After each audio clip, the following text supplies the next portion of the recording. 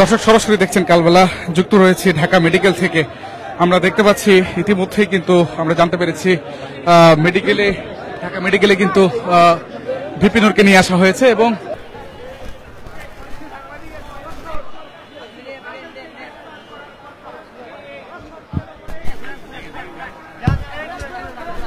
রে ভাই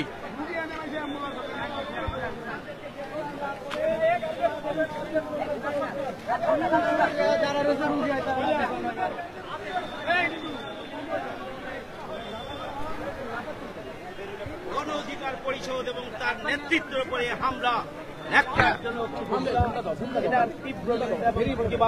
আমরা জানিয়েছি, আমাদের কেন্দ্রীয় সংগঠনের পক্ষ থেকেও জানানো হচ্ছে।